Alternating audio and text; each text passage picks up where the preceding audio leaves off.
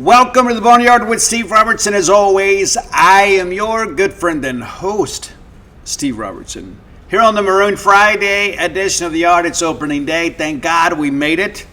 We've been looking forward to this day since we left Tallahassee, right? Since we announced that Brian O'Connor was going to be the new coach. We've had plenty of things to get excited about. We had the number 3 portal class in the country. We had a great signing class. We retained pretty much everybody we wanted to. You know, we'd love to have had Nolan Stevens and Nate O'Leary back, but all things considered, it went okay. And so now here we are, ready to see this team officially on the field for the first time. We had a chance to see several scrimmages back there in the fall. It's been very, very, very buttoned up this spring. So we don't know for sure what the lineup's going to look like. But it's here. It's here. We got good weather today. Forecast has improved for tomorrow. I still think there's probably a possibility of a schedule change for Saturday, but we'll see how things go. Supposed to get some rain at some point. Most of that coming in the evening and overnight hours, but we'll see how it goes. I just want to get all 3 of these games in. I want Mississippi State to win all 3 of these games and look impressive in the process. That's what I want. That's what you want, and thank God we're here. Got something to really be excited about, and this fan base, obviously, for the last 2 years has not had a lot to get excited about. We've had some things, but not a lot. I would say that probably the best thing that's happened the last 2 years is Mississippi State winning the SEC championship in soccer. But many of you, like, hey, I want to be good in one of the big 3.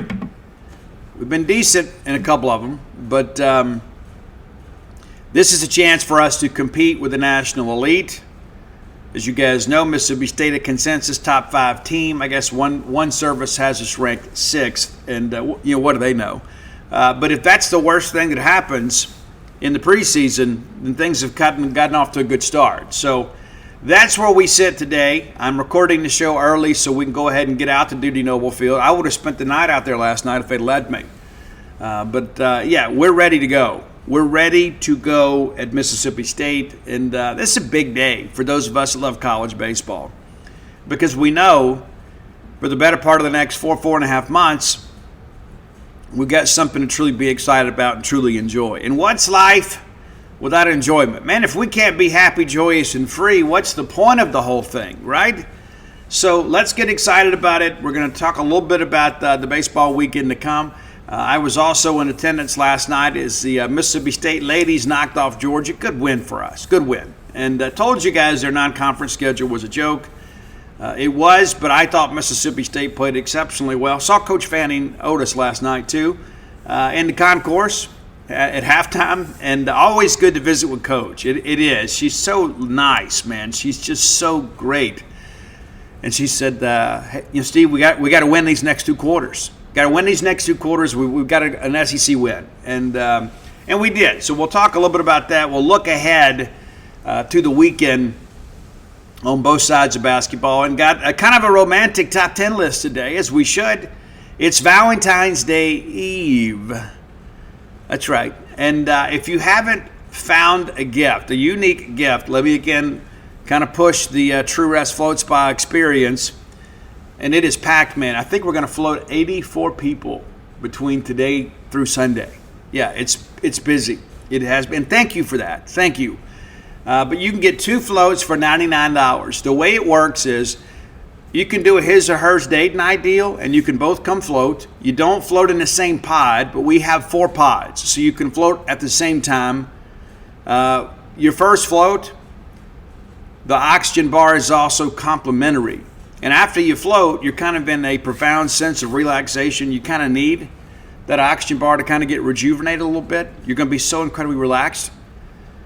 Or you can use the 2 floats. Let's just say, for an example, you're buying this for your wife. Well, she can, use 2 floats. And she's got up to 6 months to do it. So it's a great gift. It's a unique experience. It has changed my life. And nothing has been better for my anxiety more than floating. And Dana floats at least once a week. All those nights walking around hospital floors takes a toll on your your lower extremities and your lower back and all that kind of stuff. It's been wonders for her insomnia too. And the quality of my sleep is so great too when I have a chance to float. I go at least 2 times a month. I try to go weekly. It doesn't always work out that way because sometimes she's too busy for me. Sometimes. But dial 662-268-7601. And Dana can answer any questions. You can go ahead and get your package, and you can also get scheduled. Or you can buy or order online at TrueRest.com. Okay, let's go ahead and jump to it. Let's thank our friends at Bulldog Burger Company, longtime sponsors of this show. We love Bulldog Burger Company. Many of you are going to enjoy your Valentine's Day weekend with Bulldog Burger Company. And you should, right? You should. You can get an adult beverage there. You can get your lady a nice glass of wine, or perhaps something a little more involved as an adult beverage. A lot of people like to unwind and have a drink at night, So you can do that. It's not just a burger joint, right? It's not a place that just going to bring you a tin of burgers and fries and call it a day. You can have the full dining experience there. That's one of the things I love about going in there too. I love it because the menu is so extensive. Find your own favorites. If you're a newbie, let me just recommend the Bulldog. I think you can't go wrong with that. You can't go wrong by doing right, and the Bulldog is right? It's just a good, straight-ahead, rock-and-roll American hamburger that you've come to know, but maybe not the quality you're used to. So much better. Exemplary service, incredible locations, the atmosphere and ambiance, great. 3 great locations to serve you: University Drive in Stark Vegas, Gloucester Street there in Tupelo, Lake Harbor Drive in the Ridge and Flowood area. Have the spring rolls as your appetizer. You want to look your best. And some of you have been slacking. I can tell it's been a while since you've been to Bulldog Burger Company. I see those pictures on Facebook. Those filters cannot hide the fact that you haven't had a spring roll in a while. I'm being your friend here. Everybody else sees it. They're just scared to say it. You need more spring rolls in your life. You do. And maybe get that chocolate shake to go. You can ride that ride home with a smile. I like to order as soon as I get the Nutella shake, I like to order it like as the meal is about to wrap up, because they don't just have these like sitting in a freezer. They make them on demand, so they're fresh. It's great. And so then all of a sudden you pay the check. They bring the shake, and you can ride that ride home with a smile. Bulldog Burger Company, the place where people go to meet. MEAT. Okay. Let's kind of take a look here at the SEC weekend. We've talked about it a little bit this week, but it's one of those things too. When I begin to think about college baseball, like nothing matters more to me than Mississippi State baseball. Period.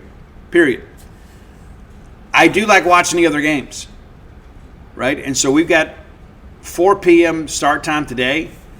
When I get home tonight, I'm going to watch some more baseball. That's what I'm going to do.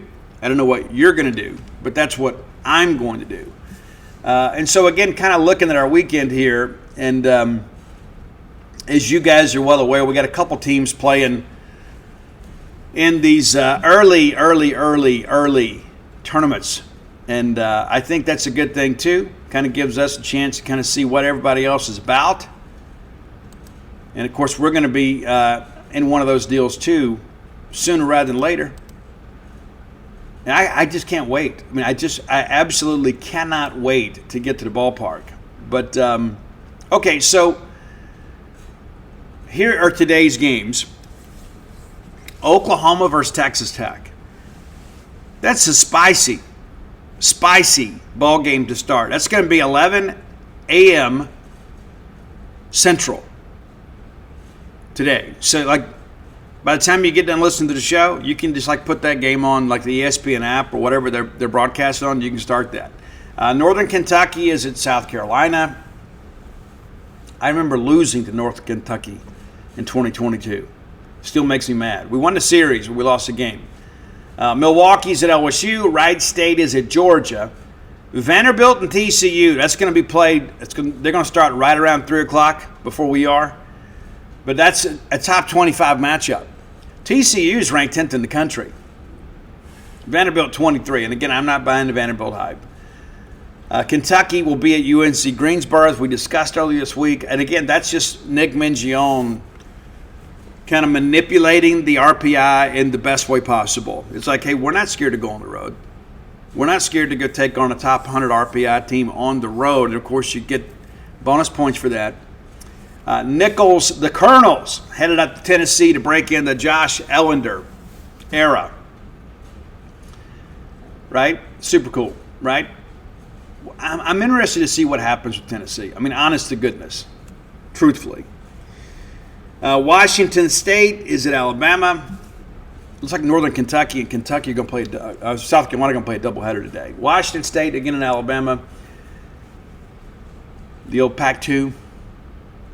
Of course, Hofstra's here. Nevada's at Ole Miss, and they'll get going around the same time we do. And I one of the reasons I bring that up is a lot of people are like, man, I wish they would do these games at night so we can have a big crowd. Well, early in the season, it's about arm care, right?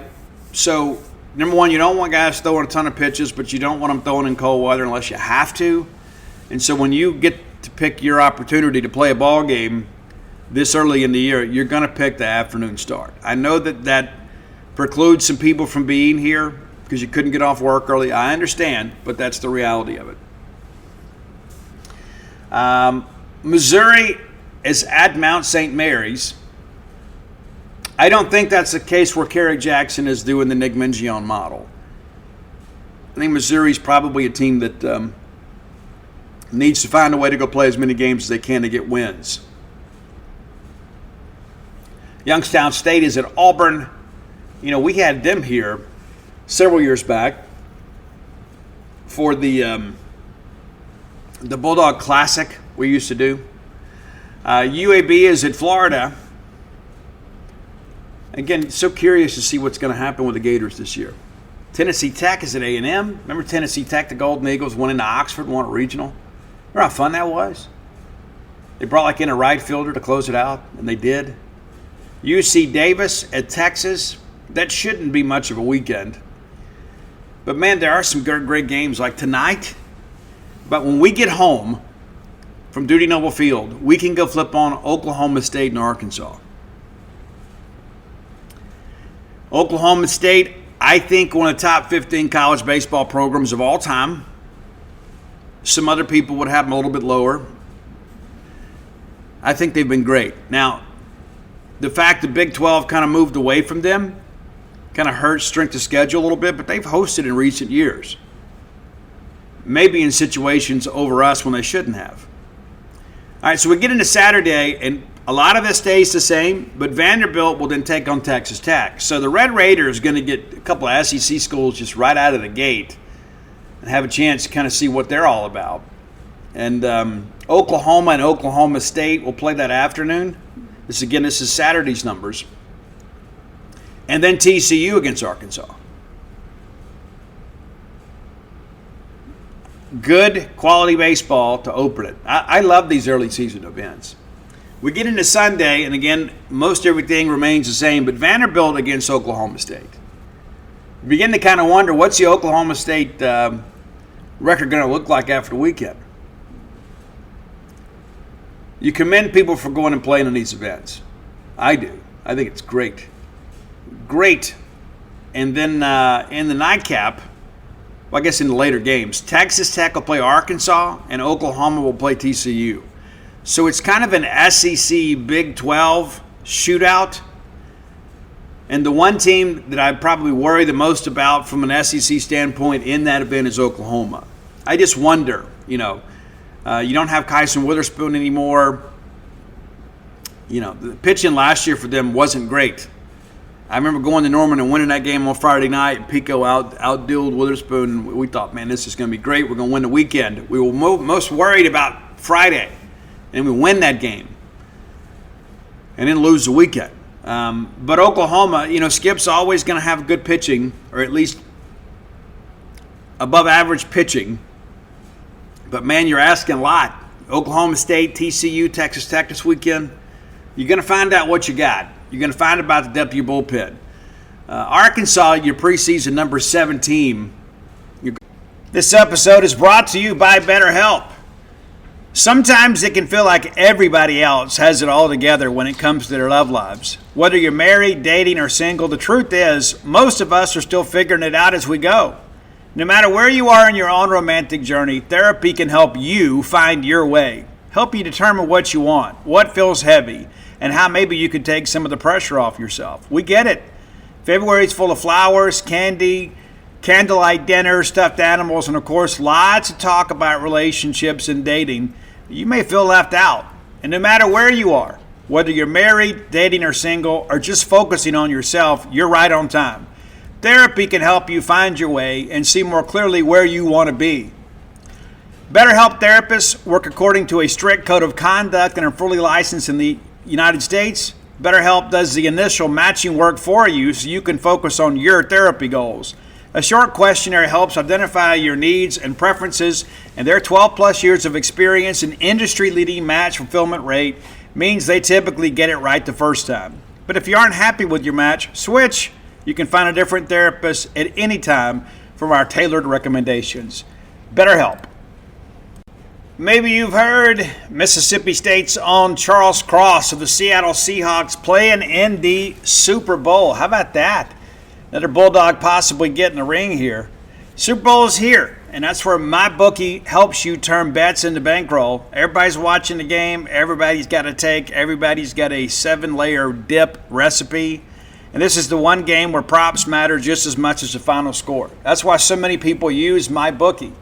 Their Super Bowl prop board is deep and fun to play. It's the same reason they get talked about on Jimmy Kimmel Live every year when this game rolls around. If there was ever time to get in, it's now. One account, one wallet, bet the spread, live bet the second half, hit the casino during commercials. It all lives in one place. Go to mybookie.ag now and use promo code BONEYARD and get your first bet covered up to $500. That's right. If it doesn't hit, use your bet back bonus token and run it back. Don't just watch the big game, make it pay with MyBookie. Going to play the same schedule. My feelings about Arkansas, honest to goodness, is I think a lot of people have them a little bit overhyped.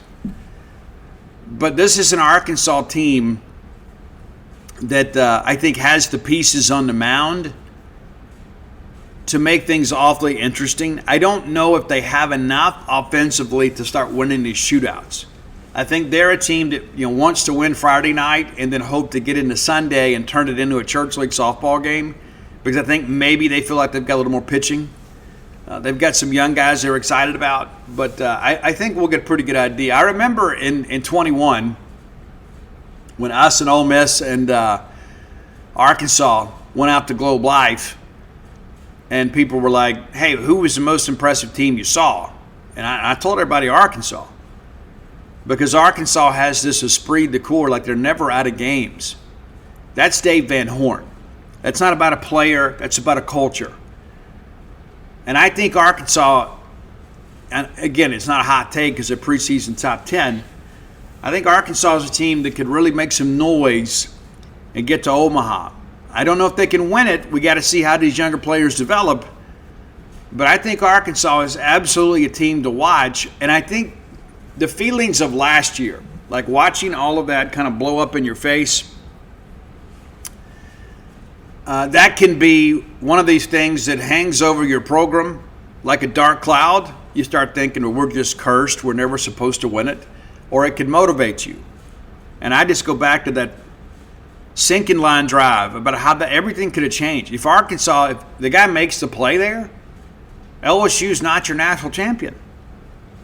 LSU is, for all intents and purposes, eliminated from the College World Series. It's a ball off the bat. It's a sinking line drive. You decide, do you want to play it off the hop? You want to make a play? The kid tries to make a play, misjudges it off his shoulder and into the corner, and everybody scores, and LSU goes on to win, and ultimately the national championship. Those are the kinds of things that happen. And I remember the video shot of that Arkansas dugout, like the way everybody just kind of like resigned themselves, even Dave Van Horn. But, yeah, it's exciting that we're here and we're talking about college baseball. A lot of people have asked me, who do you think wins the SEC? A lot of people are going to go with LSU. I think Texas is a team that people are kind of unsure about. But when I think about this Texas team, I know what Schlossnagle can do, right? Everybody has seen it. I'm just kind of curious to see, when you begin to break down the baseball schedule, week to week, what does that look like over the course of a 30-game SEC schedule? And let's take a quick look at that. Texas won the SEC last year, and this absolutely just fell apart in postseason. But working through this, they open up SEC play with Ole Miss coming in. I think Ole Miss is going to be a good team, not a great team. And so you get that team at home, and you feel like, hey, that's a series that we should win. I don't know if you can sweep it, but you feel pretty good about that. Well, then you got a great series the weekend of March 20th, Texas going to Auburn. And for those of you that want to know Auburn last year, hey, the atmosphere was great. They've done some good things with the ballpark. And I've always liked Plainsman Park. I think they let it get old a little bit, and I think they've modernized it a little bit. And so that'll be an interesting weekend. I think Auburn will pack it out, which will help. Then Texas gets Oklahoma. So, again, you get 3 series, and you feel like, hey, the 2 home series certainly favor them. And then you go to South Carolina. So 4 weekends into this thing, there's a chance Texas could have double-digit wins in league play because the schedule is very favorable. And again, I think Auburn's a bit of a dark horse. Well, then they go to A&M, and I think A&M is just going to be fair to Midland too. That's my feelings. Maybe you feel differently. Then Texas gets Alabama in Austin, and I think Alabama's going to be a good, not a great team. Then they got to go to Vanderbilt. Now, going to Nashville can be an interesting proposition, but I think Vanderbilt needs to win games like 4-3, 3-2. This Texas offense, I think, can be really good, but the Vanderbilt weekend rotation is going to be legit. But let's say you go up there and you just get 1, right? Then you host Mississippi State. That's going to be a big series, and let's be honest about that. That's the only home series you look at so far, and you say, you know what, hey, that could be a dicey one, right?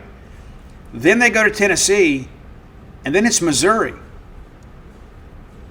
What a great schedule for Texas. So my pick right now is Texas. I think Texas will repeat as the SEC champion. Now, which makes our series with them all the more important. If we're able to go down there and get 2 from them, which is a big deal, right? And it'll be rocking in Austin. Because by the time we get there, everybody's going to have a pretty good sense of who everybody is. You find a way to win that weekend with the fact that Texas, I think, will be among the top RPI teams in the country. That kind of pulls us along a little bit. So, Texas doesn't get LSU, doesn't get Arkansas. You start working through this and you begin to realize that this Texas team is really good and the Texas schedule is even better. And it truly is. Those are the things that I think about. Like if you look at the totality of the schedule, because those, let's be honest about that, those 30 SEC games is going to be how everybody's measured. Because everybody's probably going to lose 1 or 2 non-conference games. They shouldn't.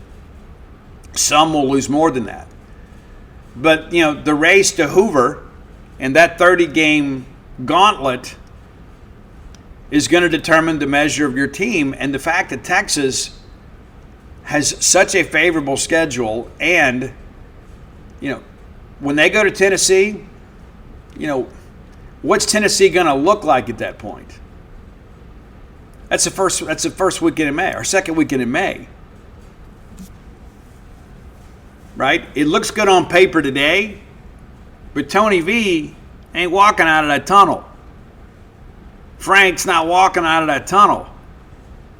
You got a first-year head coach. I don't think Tennessee's going to be as bad as A&M was last year, but don't be surprised if Tennessee is a team that is fighting to stay above 500.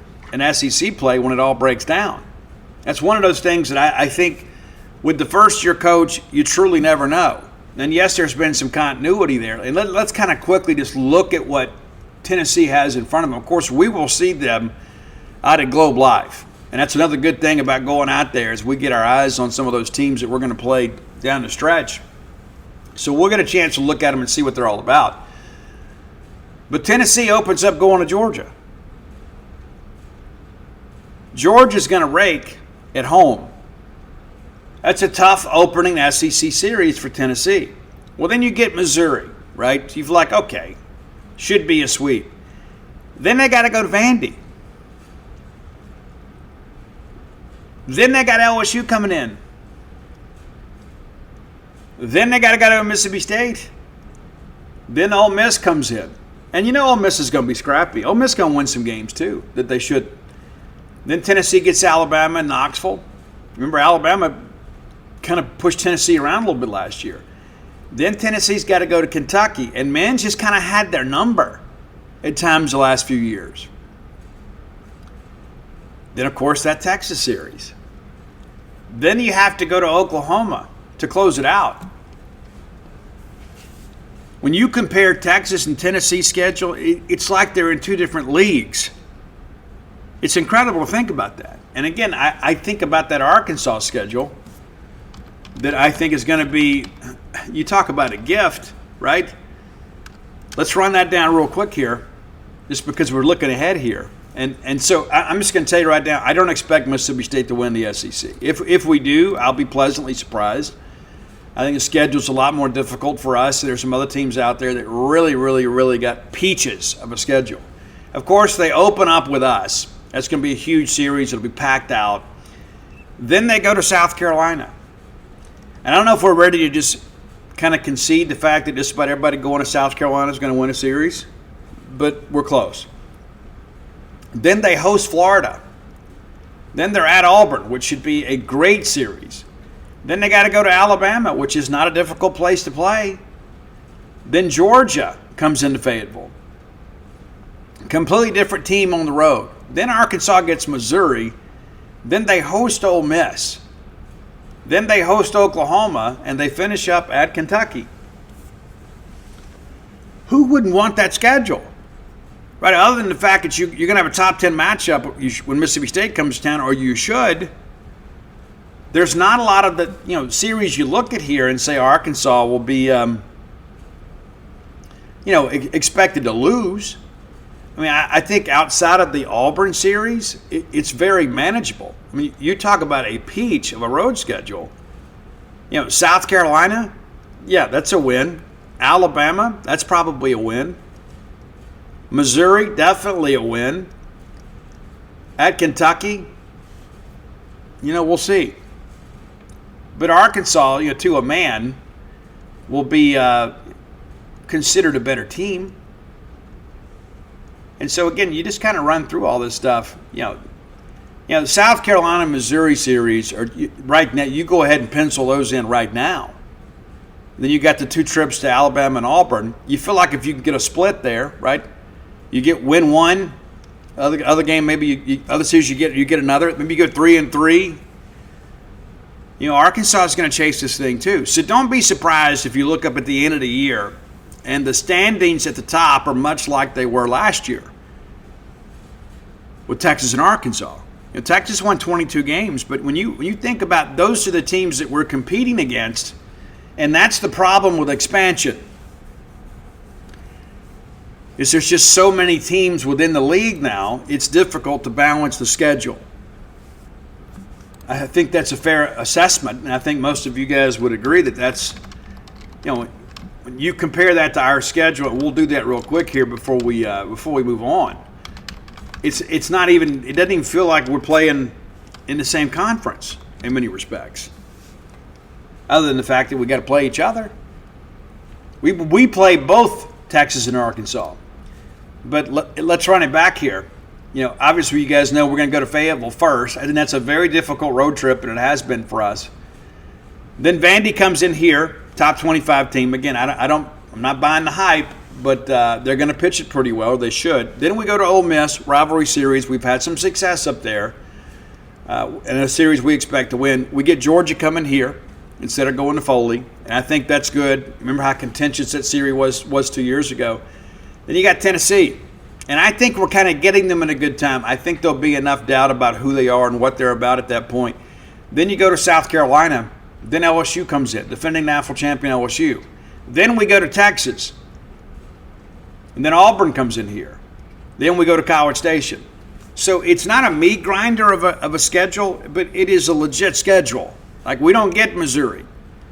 And most people would say, well, you don't get Kentucky. Well, I think Kentucky's going to be pretty good, and they're going to be scrappy.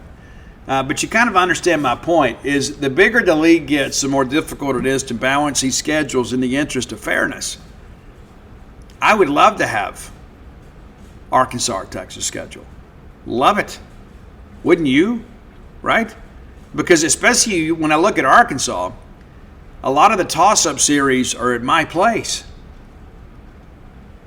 Now, when I think about us and the roster that we're going to have, I think offensively we should be better than both of those teams.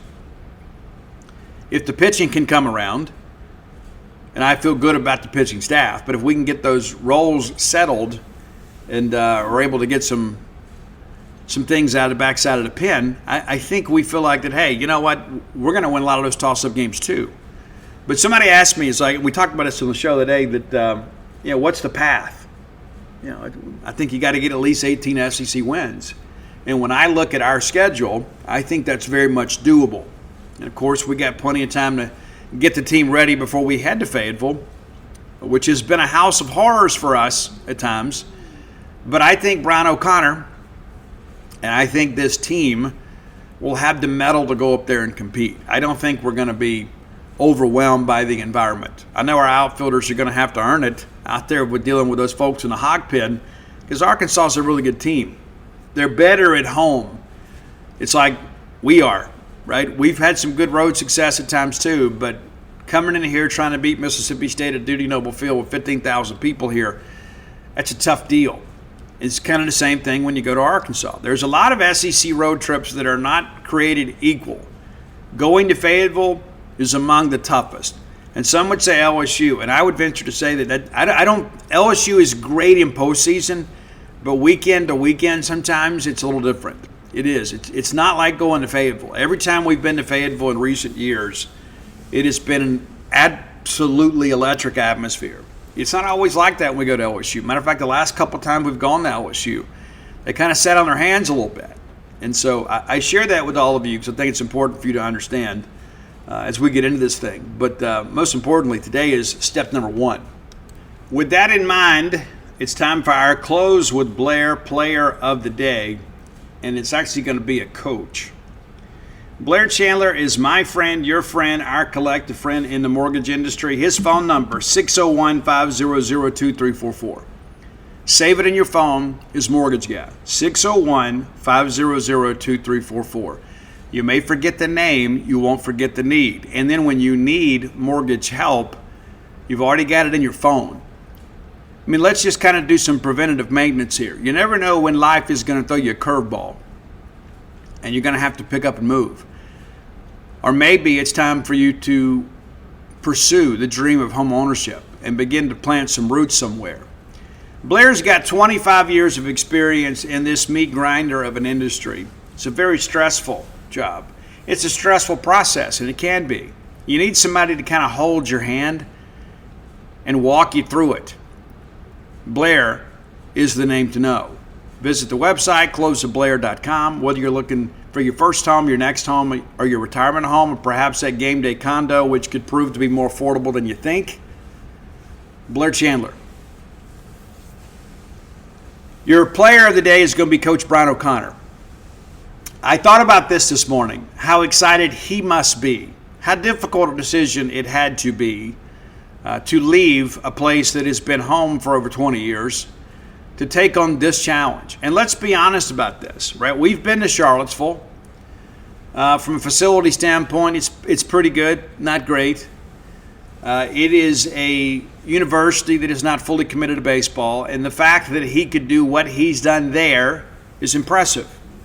It takes a very special individual to put that M over S cap on and go out there and lead this program. And he has said repeatedly, we're going to run into the expectations. We will embrace the expectations of this program.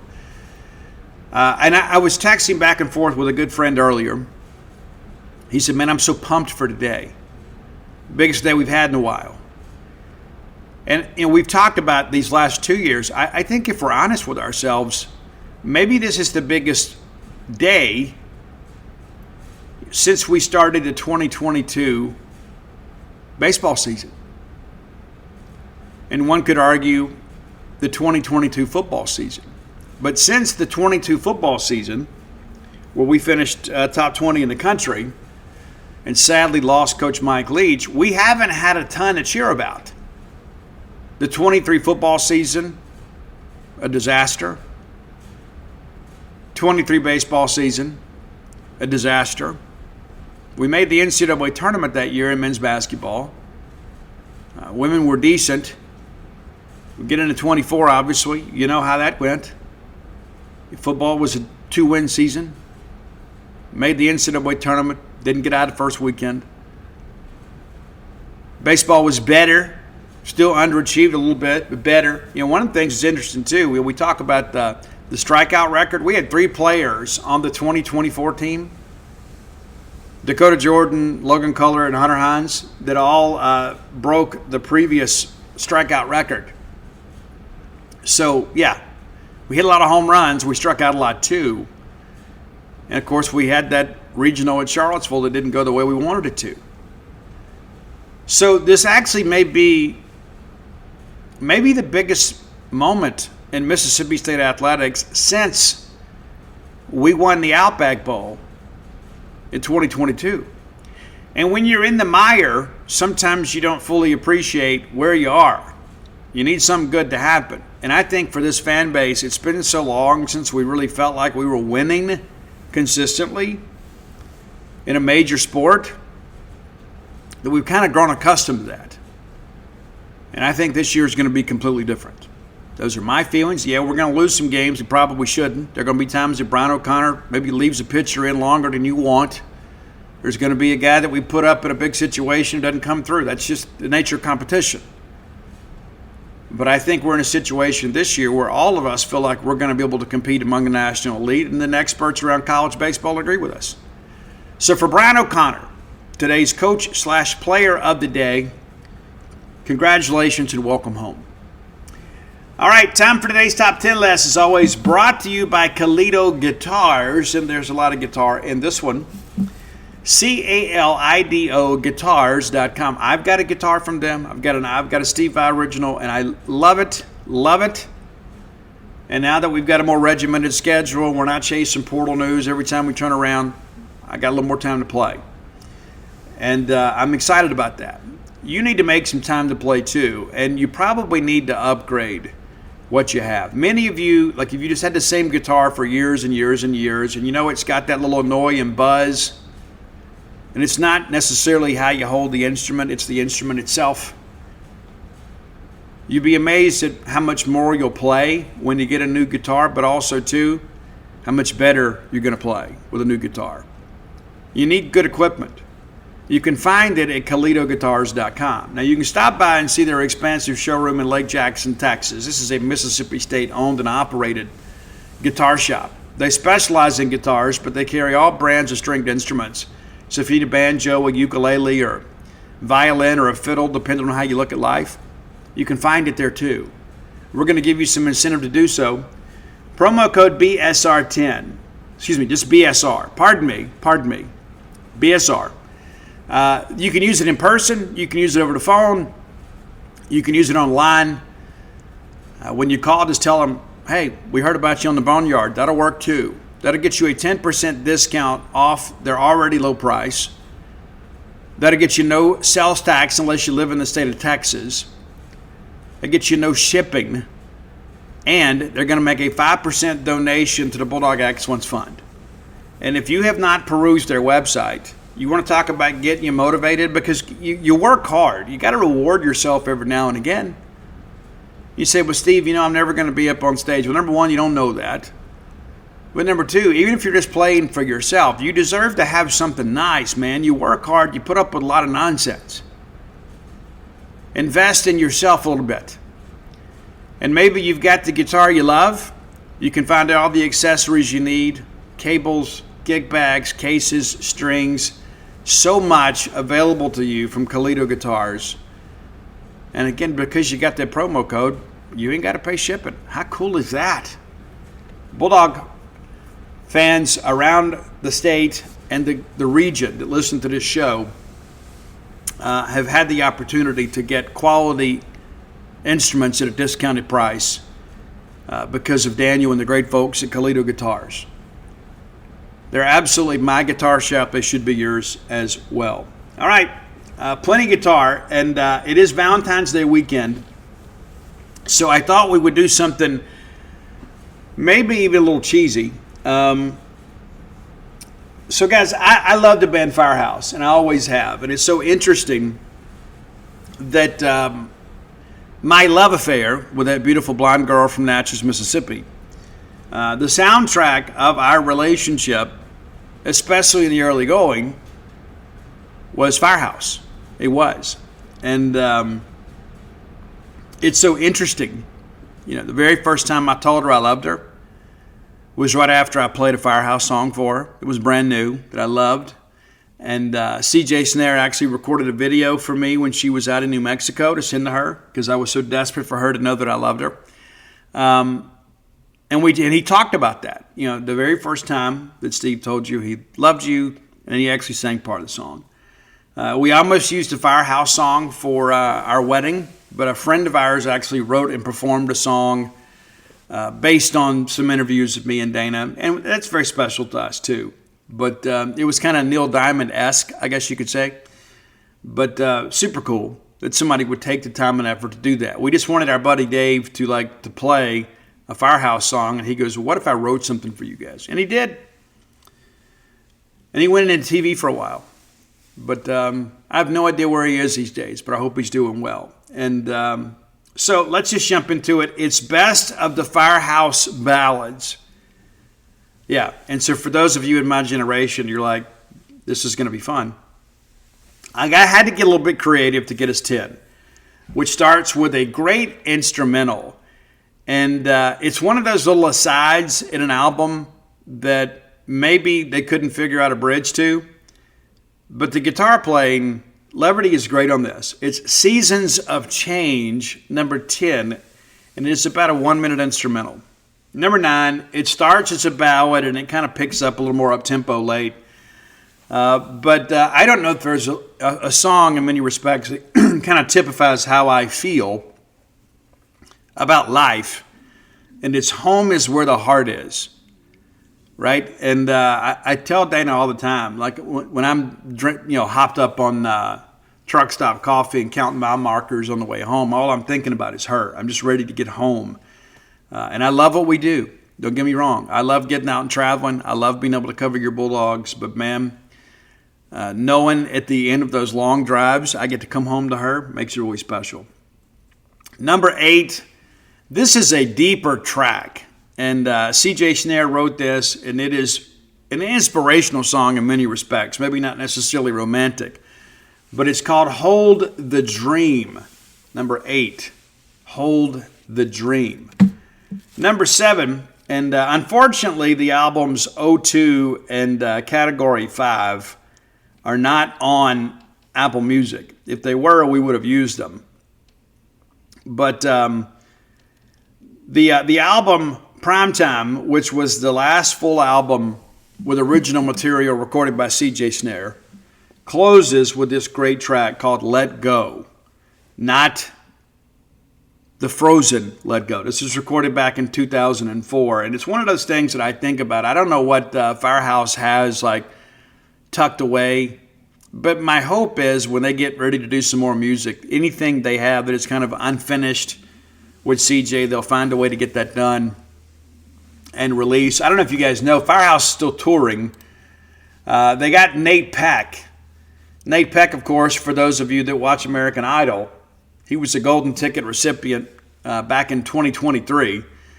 But he's a rocker. Matter of fact, his debut performance on American Idol, he sang a Dokken track. I'm trying to remember which one. Oh, Lightning Strikes Again. Yeah. Lightning Strikes Again. And ultimately did some work with Great White for a while. Filled in when CJ was battling cancer with Firehouse. And then ultimately got the song. And he's not CJ. But he's close enough that it can be true to the original where people feel a sense of nostalgia. Number 6, a song that was very controversial when it was released. It's off the EP Good Acoustics. And I remember I had to order this, like special order this to a music shop there in Baton Rouge. And I absolutely loved the album. But this is one of those thought-provoking songs about love. And again, the lyrical content for a lot of people at that time was very controversial. And maybe it shouldn't have been, but it was. And it's a track called Love Don't Care, because love don't care who you love, right? And it kind of explores maybe some non-traditional relationships, but the sentiment of the song is very good. Number 5, and this one is a little more, maybe not a romantic ballad, but it's still a ballad. I dig it, even though it doesn't have any personal connection to me. It's No One at All. And it's basically about a relationship that's about to end, because you may find yourself with no one at all. And that's probably a stark reminder for a lot of people, too. You need to act straight, right? You need to get out there and do things the right way. Number 4, this is one of those songs, too. There was like a compilation album released, and I don't know if it was actually released by Firehouse or one of these grifters out there. But the title of the album was one of the great ballads. It's Here For You. And I absolutely love this track. I think everybody needs to hear this track, and everybody needs to feel the sentiment behind the song itself, because I'm here for you, right? And we all need that in life. We need to reach out to our friends. I mean, how many times does something bad happen and you think, man, I wish I'd have stayed in contact better? Well, you can, right? You can. I had an old timer one day. We were kind of working through some stuff, and he's like, hey, if you knew you were dying tomorrow, what are some of the things you would tell the people you love? And so I would say this and this and that, and I'd tell this person this, and he goes, well, why don't you tell them anyway? Let that sit with you for a second, right? Why would we wait to let people know how much we love them and how much we care about them? Why would we wait? Honestly, why would we wait? What are you waiting on? Right? Especially if you're already in the relationship. You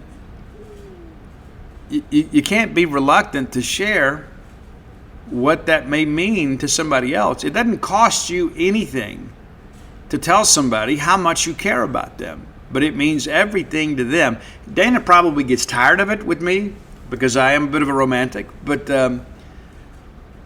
it's a very thought-provoking question, is why would we wait to the end of our lives to tell people that are a part of our lives what they mean to us? We should tell them all the time. We should. Number 3, when Dana and I had our renewal service years ago, and back when your good friend and host was coaching high school baseball and had the short haircut, which is not really me, I set this video montage of all these images from our life together. And it was set to I Live My Life For You from Firehouse. And Dana's mom, who was an ice queen, I loved her to death, but she was very much an ice queen, and some of it was an act. Like, there are a lot of people out there, they want to show you how tough they are. I'm not even concerned about that. That didn't impress me. I don't care about how tough you are. Show me what you're really about, right? And so Dana's mom bawled the whole way through that video.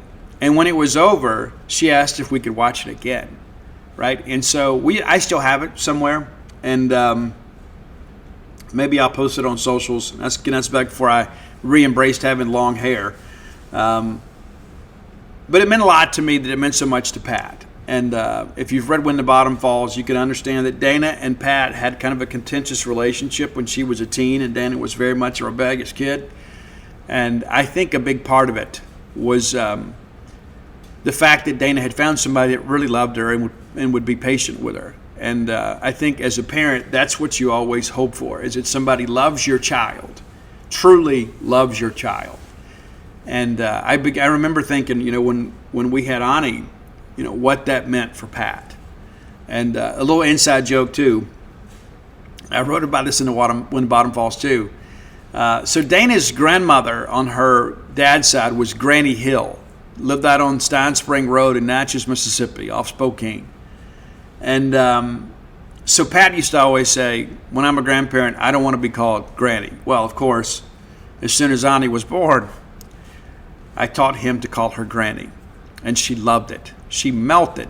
And it took him a long time to be able to pronounce Granny, so he called her Ga. She was Ga. And she loved being Ga. But when I think about this song, I think about that. And I think about the fact that I had emailed both of my in-laws one time. They're divorced. And, we've lost Pat several years ago. But I emailed them both and told them what a joy it was to be a part of their family and to have their daughter's heart. And I remember the email from Pat. I don't have it anymore. I wish I did. But the first thing she said in the email was, "I'm so glad it was you." And that means so much to me. Number two, and this was the big song. I remember where we were. We were in Dana's little sister Mandy's car. And she kind of had a little bit of a hoopty, but it had a booming system in it. And so when I first went to Natchez, Dana wanted to go show me the town. And we drove Mandy's car because it had the better sound system. And we rocked out. And she took me by the IP plant, which her dad worked. And so we went through the car wash just because she wanted to show me all this stuff. But I put on When I Look Into Your Eyes. And then when the song was over, I told her I loved her. And she told me she loved me too. And it's one of those moments, like when I first heard that song, I was like, this absolutely captures exactly how I feel about this girl. Yeah, I was 20. She's a little bit older than me. Just don't say anything, but she is. Just a little bit. She looks younger than me today. But nevertheless, it's a song that's always meant a lot to us. And on Valentine's Day weekend, that matters. And of course, number one, it's got to be. And this was a song we originally asked. David Ferguson was his name. I remember Dave's last name. David Ferguson. We asked Dave to sing this song, and he decided to write another one. But there were a lot of people in my generation that used Love of a Lifetime as their wedding song. And to be honest with you, I think it's kind of cool to think about those rock guitars in wedding venues and churches. That's just my feeling. But it's the signature song from Firehouse. Love of a Lifetime. Finally found the love of a lifetime, right? It's a great one. And sadly, we lost CJ. And it's one of those I really felt, right? I mean, there's a lot of celebrity deaths, and you're like, oh, man, it's terrible. Brad Arnold, I felt that. CJ Snare, I felt that. Chris Cornell, I absolutely felt that. But I think a lot of it's just because of the fact that CJ Snare and Firehouse has been such a big part of my life. Got to see them several times, got to meet those guys, and they're so down to earth. As a matter of fact, I was one of the first 1,000 members of the Firehouse fan club, and somewhere around here I have a lanyard that I was a VIP, and it was supposed to be for life. Like, I've never tried it since then to use that lanyard, because I was one of those, I beat the rush. And so I had this credential that allows me to go backstage and that kind of stuff. But I've never tried that, right? Like, I've just went and done my thing. I wonder, how many people still have those. I have mine. It's put away. But I have loved Firehouse since the beginning, and I continue to love them. And I share this with you today just because of the fact Love is a real thing. There are a lot of people that think just because I don't experience something that's not real, it's such a circular argument. It's incorrect. There are a lot of things that we haven't experienced in life that we will, and there are other things that maybe perhaps we're missing because we're a little bit too reluctant to look for it.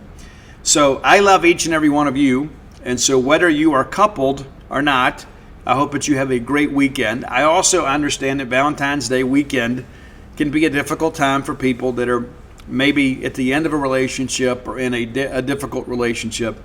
And my heart goes out to you because everybody deserves to be loved. Because almost everything that we do in life, almost everything we do is to be more attractive to potential partners and to be loved. That's the truth.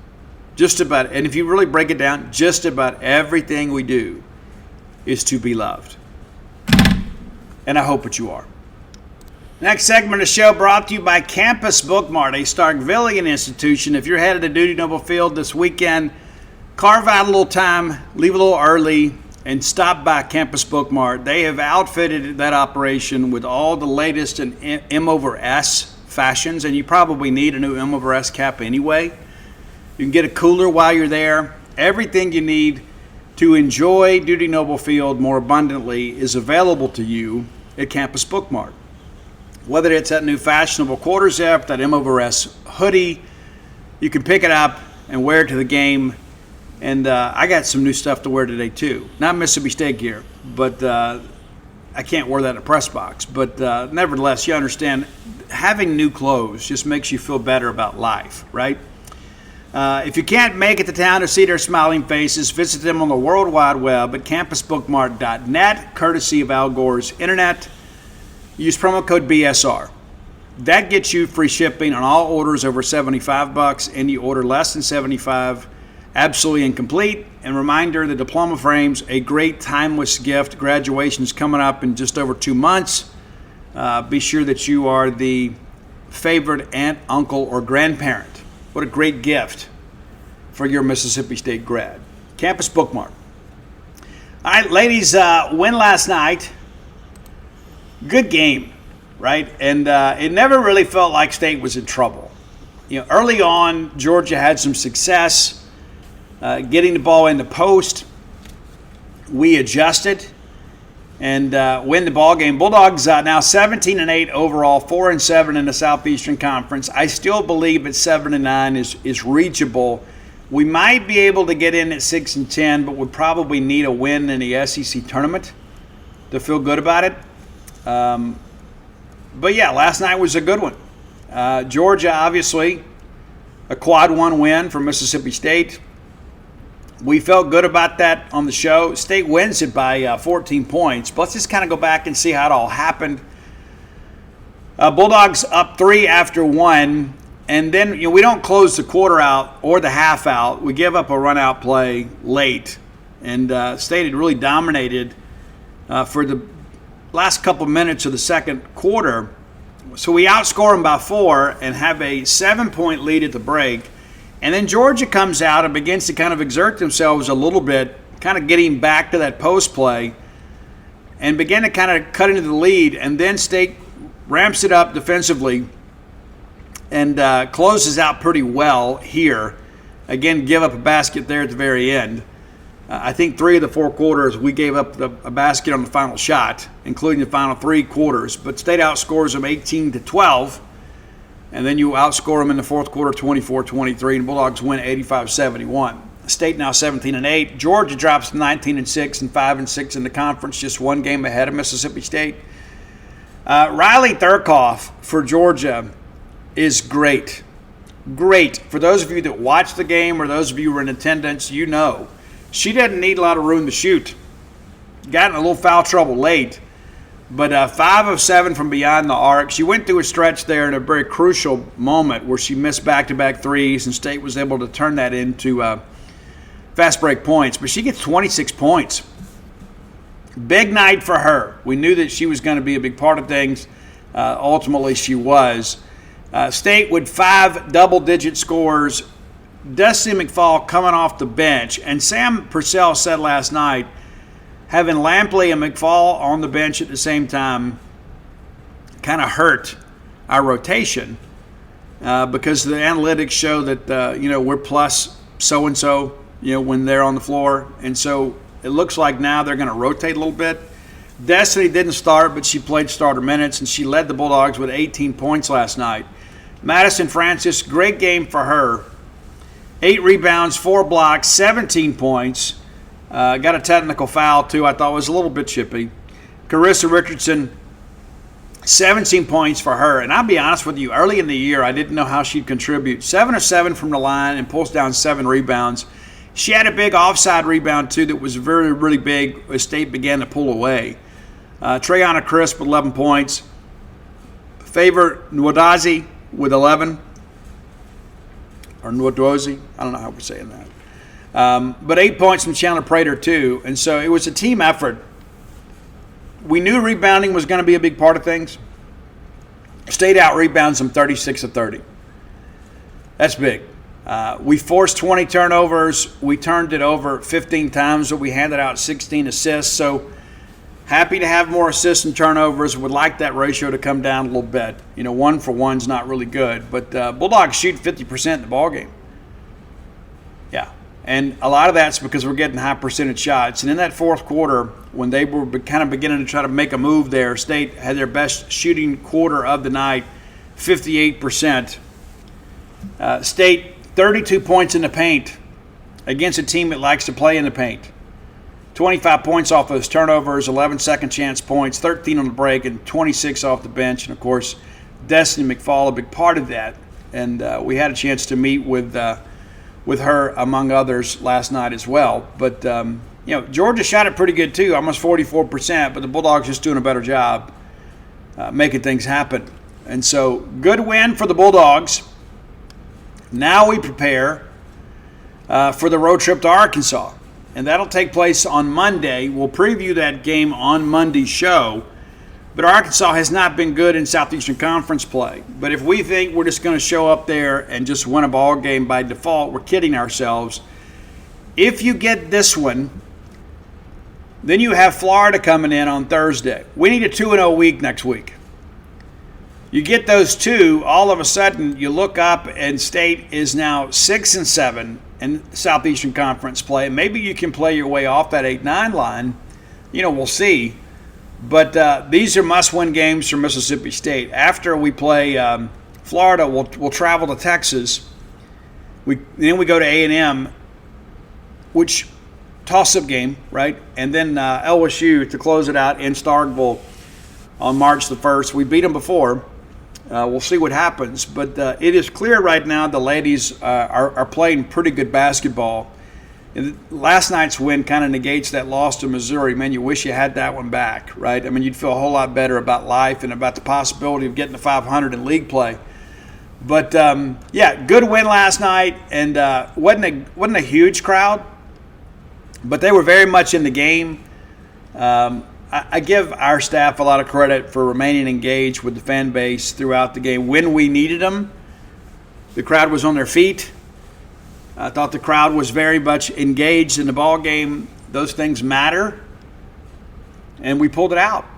And, again, good win for Mississippi State. Now, the Mississippi State men, on Saturday, we'll have full coverage. We'll have Jacob Bain will make the trip to Oxford in lieu of baseball and head up to Oxford to see the Bulldogs play Ole Miss. We lost that game 68-67 earlier this year. It's one that still sticks in the craw. Ole Miss hadn't played well this year, as you guys know. So we'll get together as rivals on Valentine's Day. That's a 5:30 tip. Let's kind of take a look at what Ole Miss has done since we played them. I know you guys have probably not kept up as much just because of the fact we haven't played as well. But these rivalry games are important. And Chris Chance has done a good job in the rivalry itself. So you hope to at least get a split every year. Most years he's been able to take care of things. But the Rebels are really struggling right now. 11 of 13 overall. They've lost 6 straight. They are 3-8 in conference play, just 7-4 at home.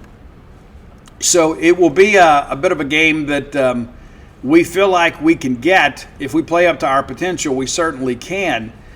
But since they played us back on January 17th, They lose at home to Auburn by 12. They lose at Kentucky by 9. They lose at Vanderbilt by 3. They lose at Tennessee by 18. And they lose by 11 to Texas. And then they lose to Alabama 93-74. So their last win of the year was that basically buzzer beater situation in Starkville. And we'll kind of keep you updated on kind of how things are going, with the team itself. We'll look at the overall numbers first. And no, I don't want your I don't want your newsletter. Averaging 74 points a game, giving up 73. Yeah, and that's indicative of a team that's less than 500, right? They're shooting right at 43% per game, giving up right at 42. 34% from beyond the arc, and they're giving up 33. The numbers are all very, very comparable. Free throw percentage has been good, right around 74%. Opponents shooting right at 71. Rebounding has been a bit of a deficit for them. They're pulling down about 35 a game, giving up right at 37.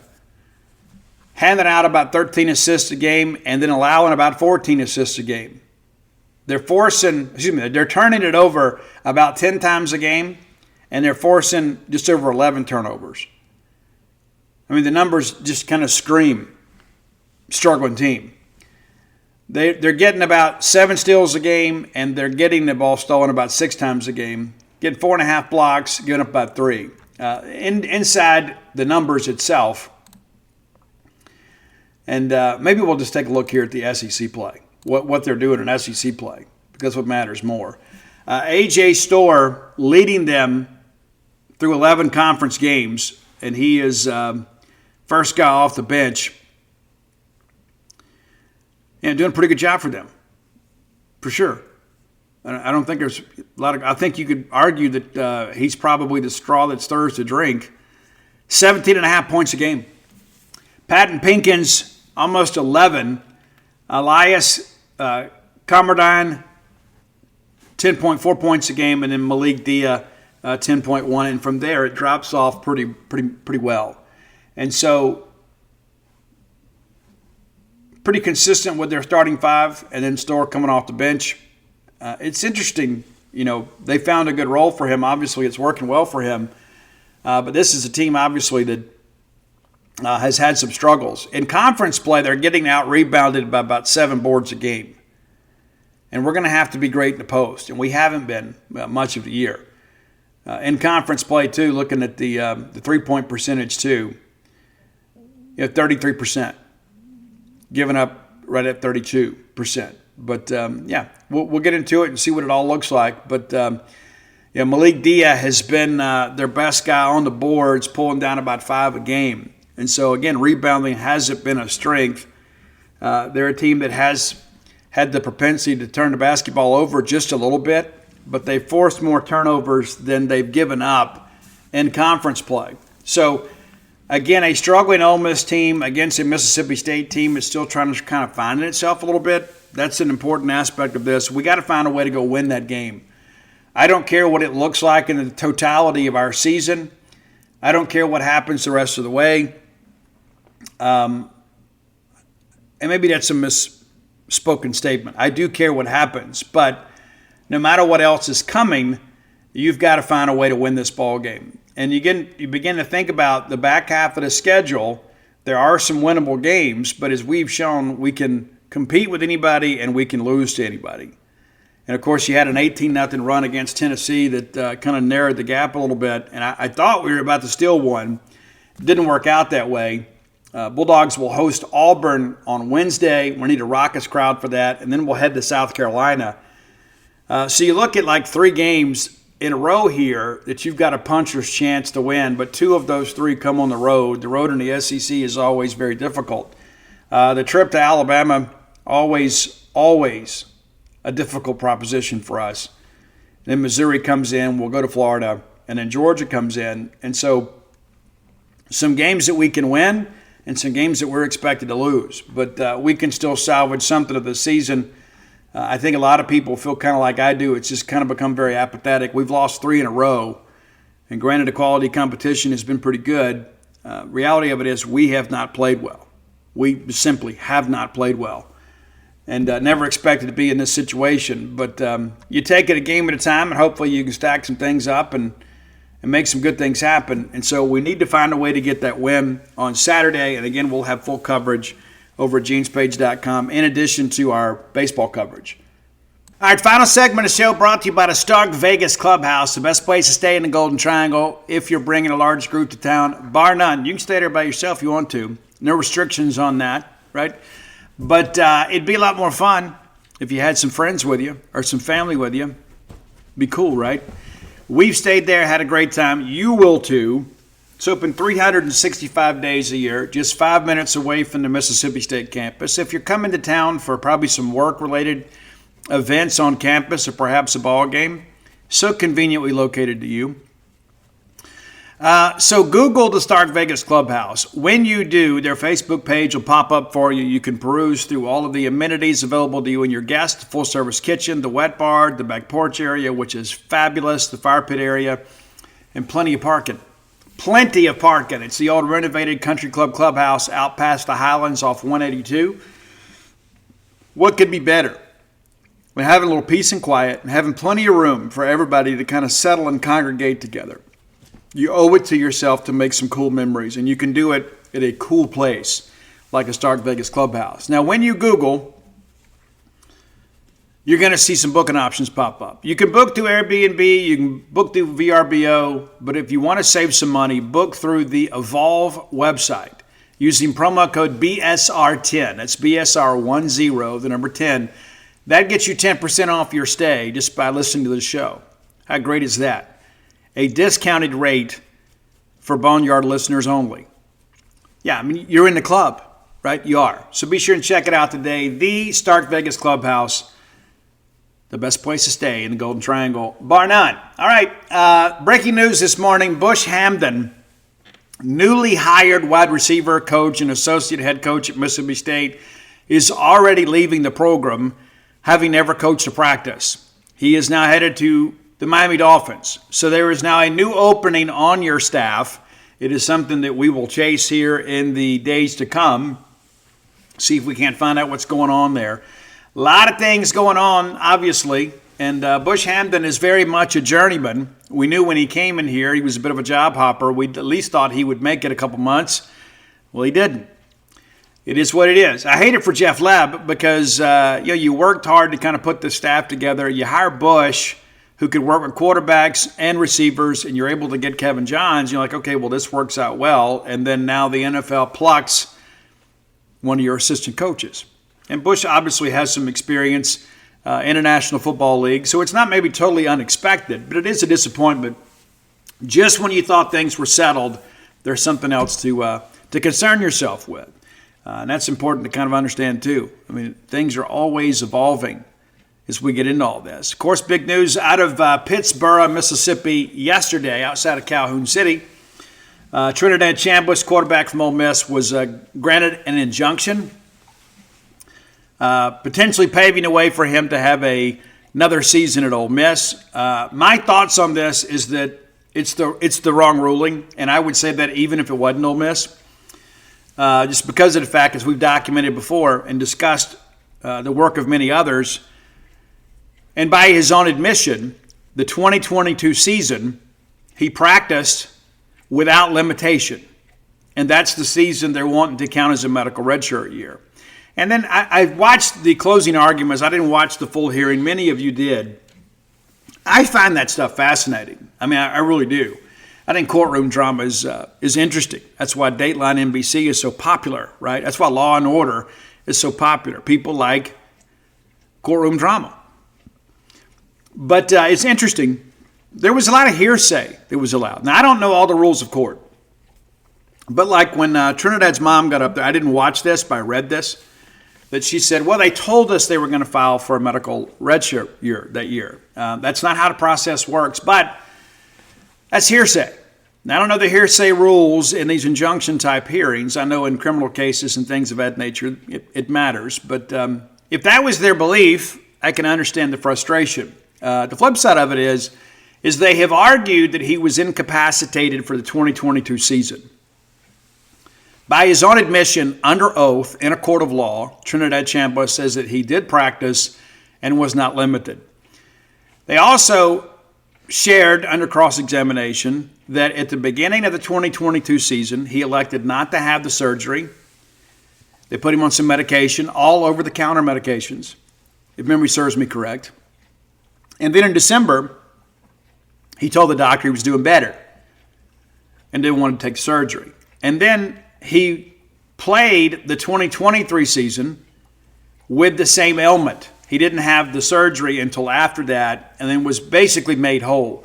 I'm not in any way going to sit here and talk about Trinidad Chambliss's medical condition and his suffering. I don't know that, right? Really only he does, right? Not even a doctor truly knows. They can suspect. But the facts of the case are pretty straightforward. The Ole Miss / Trinidad Chambliss team has argued that he was incapacitated for 2022. And then his own direct testimony contradicts that contention. The judge himself kind of redirects the testimony. And he goes, oh, wait a minute. Did you have these issues or not? And I think for those of you that watched the last part of it, if you saw what I did, it was pretty apparent how this thing was going to go. Former Ole Miss tennis player. Now, listen, to be fair, a lot of judges in the state of Mississippi got their Juris Doctorate from Ole Miss. And I've had some experiences with them where I feel like that I was treated fairly. I don't think this was handled fairly. That's my personal opinion. I also don't know a lot of facts of the case. But based on the reported facts, it does appear the wrong move was made. At the end of the day, the move is made, right? There's nothing we can do. Now, the NCAA can appeal. There's a lot of things that could happen, but it's 6 months really before we get into the heart of football practice. And so, we'll see what happens. I thought the NCAA argument was well-intended, that this opens the door for other players who are similarly situated to use this as precedent. One of the things, and there were two Ole Miss lawyers. The first one, I don't recall his name. He was a gray-haired gentleman. I thought he was very persuasive. Like when he was making the closing argument, I said, he kind of makes some good points here. It was a part of me. I thought, based on that, if that's the color of law, I think this may have some merit. And then the second Ole Miss lawyer, basically it's like somebody you just pulled out of a Grove tent somewhere. I thought he was very argumentative and obnoxious, to be quite honest with you. I do think it's a bad move that the NCAA lawyers left before the ruling. I think we all knew what it was going to be, but you need to have respect for the proceeding, period. In addition to that, I thought it was a very poor decision by the NCAA not to bring any witnesses. I don't think they handled this very well.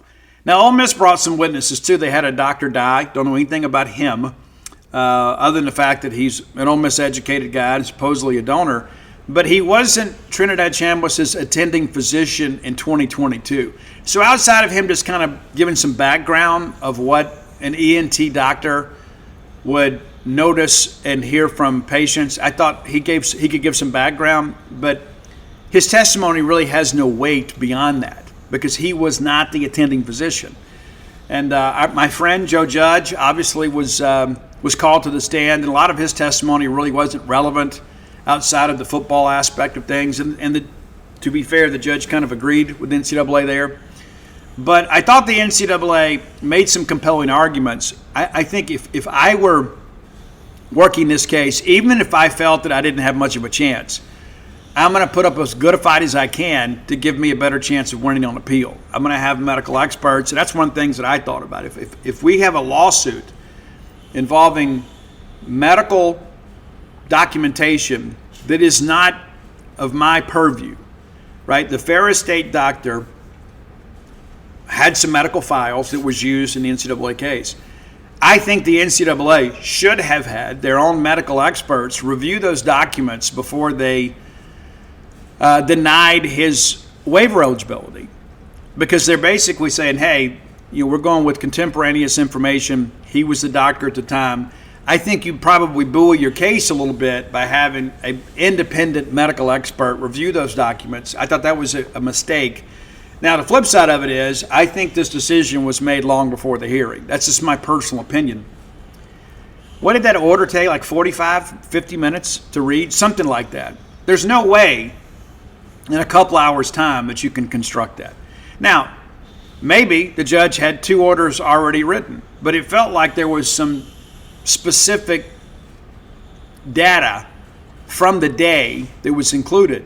I don't know how you write that quickly. I don't know how you go deliberate in chambers. But at the end of the day, it's not my decision. But as it stands today, Trinidad Chambliss is in line to play football next year at Ole Miss. So we'll see how things go. At the end of the day, this has been the biggest story in college football. I do think it's a bad decision because of the precedent it sets. But the flip side of it is, this is Ole Miss getting the NCAA into their own backyard. What happens when the NCAA gets the institution into their backyard? Because they've got this tampering thing that's kind of hanging in the shadows there. You know, how does the NCAA handle that? Do they maybe get a little capricious with this and maybe vindictive? You know, they can only sanction them up to what the bylaws allow for. But it makes one wonder that maybe perhaps if this tampering thing isn't going to be a bigger deal, now that the NCAA is lost in court in a matter that they have denied this gentleman 3 times a waiver to pave the way for another year of eligibility. That's something in the background I don't think people are fully appreciating. So the NCAA can appeal this. NCAA can also sanction them for the tampering stuff. Assuming that can be proven. And based on what we know from what Dabo says, the evidence should be readily available. I find it interesting, too, Ole Miss has made no statements about the tampering allegations. Not one that I'm aware of. What that leads me to believe is that they are, yes, in fact, under NCAA investigation for this, because you're not supposed to comment on investigative matters as a member institution of the NCAA. If they weren't under investigation, knowing what you know about Ole Miss, wouldn't they have come out and really went on the defensive and attacked Dabo Swinney? You would think so, right? One just kind of connects the dots there. So that's something to watch too. But at the end of the day, Mississippi State, we have to elevate our game. We can't just expect Ole Miss to be somewhat impeded in hopes that they meet us somewhere in the middle. If we have seen what they have done, we are similarly situated in the same state. If they can do it, we can do it. Right? And what I mean by that is to win football games at a high proficiency. Period. We can do it. We can't just root against Ole Miss. We have to report and raise money and elevate everything related to Mississippi State. Now, these are some difficult times when it comes to economics and college athletics. And, of course, Mississippi State got a nice boost with the revenue from last year. We did a great job fundraising. And, of course, the rev share next year goes up from like 20.5 to 20.6, something like that. So you still got a little more money you got to spend. But the reality of it is we have to do some things better, period. As we have discussed, and there are some people that want to, even in the Mississippi State circles, that want to challenge me on this a little bit, and I disagree with them because of the fact that I've talked to some of the people that know the arithmetic. Mississippi State is one of the more aggressive schools when it comes to baseball, when it comes in rev share. When you look at the Tony Vitello situation, it's much different, right? They are allocating more rev share for women's basketball than what we believe Mississippi State is. Tennessee, one of the true blue bloods of women's basketball. You're never going to de-emphasize women's basketball at the house that Pat Summitt built. It's never going to happen. And so that comes at the expense of baseball. To illustrate that a little bit more, let's go back to the summer months when we had many recruits that would visit Mississippi State and then go to Tennessee and then ultimately pick Mississippi State. Now, some people close to the Tennessee program told me it's because they could not compete on the rev share side. And so that's something they've got to go get some privatized funding for. They can follow the LSU model, where they have some people, of course, that put together some corporate deals to provide some additional player compensation. But let's be honest about that. Baseball is very not much a niche sport at Tennessee. And they're new money. Now, they love it. They've learned to love it. But before Tony V got there, they didn't have much in the way of tradition. Schools like Mississippi State, LSU, baseball is pretty much a religion. And so the expectation is you're going to be more committed there. There are going to be people within your community that are more willing to write that check because they love baseball. They've grown up watching baseball and cheering for those teams. In Tennessee, obviously, very much, football school. LSU is too, but LSU, we talk about having to pick and choose. Look at the state of LSU men's basketball right now. It's terrible. Terrible. LSU, multiple national championships in the NIL era in baseball. They've competed at a high level in football. Last year, kind of an outlier. Women's basketball has won a national championship in recent years under Kim Mulkey. But look at men's basketball. It is very difficult for everybody to be good at everything. You've got to pick and choose. You look at Alabama, right? Now, Rob Vaughn's done a good job at Alabama. But they don't have the money to compete against Mississippi State, LSU, Arkansas, and others in the NIL space. They don't. They're chasing a potential national championship in men's basketball. Hadn't been able to get there. Even cut the corners to get there. You look at other places. Look at Florida, right? Florida, one of the biggest budgets in all of college sports. Football hadn't been great in a while. Basketball wins a national championship. Baseball's done some good things. Women's basketball has just kind of been, whatever down there. And again, the point I'm making here is a lot of these issues that people think are just happening to us are not just happening to us. It's happening to everybody around the country and certainly here in the Southeastern Conference. You look at Auburn football. They spent a fortune the last couple of years to put a roster together, only to see many of those players leave, along with having to fire Hugh Freeze. Auburn basketball has been really good. Well, Bruce Pearl resigns or retires, and now Stephen Pearl takes over, and it's a first-year coach. You knew there was going to be some up and down. Hadn't been great. Baseball, been pretty good last couple of years. Top 8 national seed last year. Football hasn't been great. And so we can go on and on and on about this. I mean, you look at Arkansas. Arkansas has had to make another coaching change. Baseball's been the one constant there. Basketball's kind of been up and down. Got a good club this year. Of course, they went out and spent a lot of money to get John Calipari. But it is now synonymous with the era that we're living in college athletics, that you've got to be good stewards of your money. And as a result, there are just a lot of things that happens. And we've got to make sure that we're making good decisions. But we got to do some things better. We can't just look at everybody else and talk about what we don't have, or what we need to have, or what we want to have. We got to take what we have and we got to sell that. Not just to recruits, not just to donors, but the ticking buying public. That's one of the reasons we made these game day enhancements at Davis Wade Stadium, to get you guys off the couch and back in the stadium. We got to sell this on donors because of the fact rev share is not going to be enough. If we're just going to depend on rev share only, then we just need to get ready to be mediocre in everything. We have to have private donations. And then you use the big crowds, the game day amenities, the facilities, the donations, and things of that nature, and it gives you a competitive advantage in some respects when it comes to recruiting. All of those things work together in concert. And again, there are things we have to do better, period. It's not about, hey, I'm rooting against Ole Miss. The reality of it is everybody in the Mississippi State family, with rare exception, there are a lot of people out there that want the approval of their Ole Miss friends, but Yeah, you don't want good things to happen in Oxford, and vice versa. They don't want any good things to happen to us. They, not only have they had some incredible football seasons here as of late, they've been able to watch us struggle, right? Which makes it even better, right? Because when we were on top and they were at the bottom, didn't it make it better watching Ole Miss lose to Jacksonville State, teams like that? I mean, of course, it's a win-win. We win, they lose, it's a win-win.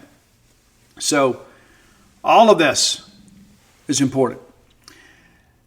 We're going to wrap it up now. Again, if you haven't done so, go to dutynoblebook.com. You get signed copies of all my sports titles there. That's Flim Flam, Stark Villains, Alpha Dogs, Dog Pile, The Dude. Maybe, wouldn't it be great to write another baseball national championship book this year? Wouldn't that be great? Wouldn't that be great? And, of course, the personal memoir, When the Bottom Falls. In addition to that, be sure and give Dana a call at True Rest Floats by of Starkville, 662-268-7601.